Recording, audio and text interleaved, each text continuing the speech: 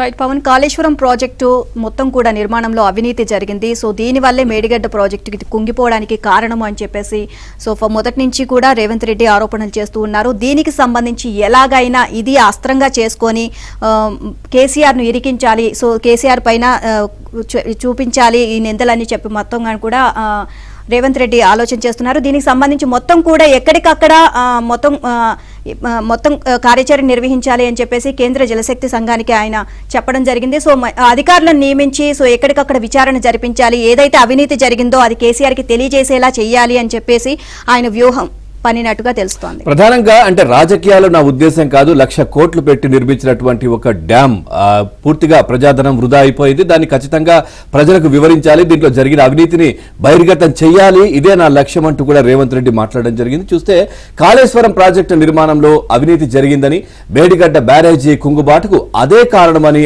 ఆరోపిస్తున్న CM Revanth Reddy దీనినే అస్త్రంగా చేసుకుని మాజీ సీఎం కేసీఆర్ ను రాజకీయంగా మరింత దెబ్బ కొట్టాలని భావిస్తున్నారు. కేంద్రంలోని రాజకీయ డ్యామ్ సేఫ్టీ అథారిటీకి చెందిన నిపుణుల సహకారంతో తన లక్ష్యాన్ని నెరవేర్చుకునే ప్రయత్నాల్లో ఉన్నారు.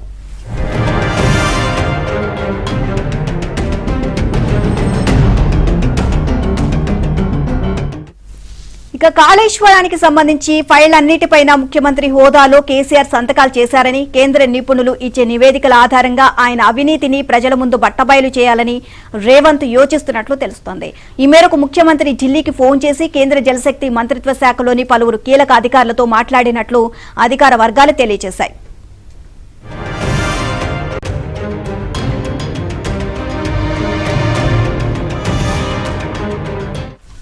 తనకు రాజకీయాలు ప్రాధాన్యం కాదు, 1,00,000 కోట్లు వృధా చేసి నిర్మించిన ప్రాజెక్టుల్లో అక్రమాలను నిగ్గు తేల్చి బాధ్యులెవరో తేల్చడం ముఖ్యం.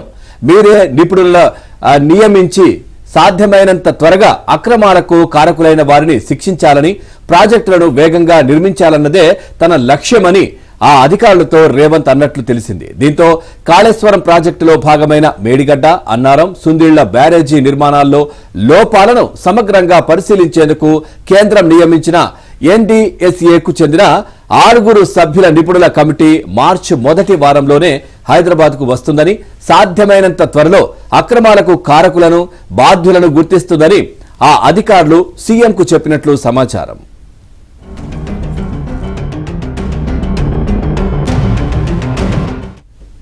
గతంలో జాతీయ డ్యామ్ సేఫ్టీ అథారిటీ మేడిగడ్డను సందర్శించి సాంకేతిక వివరాలను అడిగినప్పుడు కేసీఆర్ ప్రభుత్వంలోని నీటిపారుదల శాఖ అధికారులు సరైన సమాచారం ఇవ్వలేదు అని జలశక్తి మంత్రిత్వ శాఖ అధికారులు రేవంత్ కు చెప్పినట్లు తెలిసింది.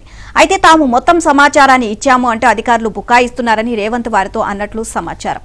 దీంతో కేసీఆర్ ప్రభుత్వంలో పనిచేసిన అధికారులు ఏ సమాచారం ఇవ్వలేదో ఆ వివరాలను రేవంత్ కు పంపించినట్లు విశ్వసనీయ వర్గాలు తెలియజేశాయి.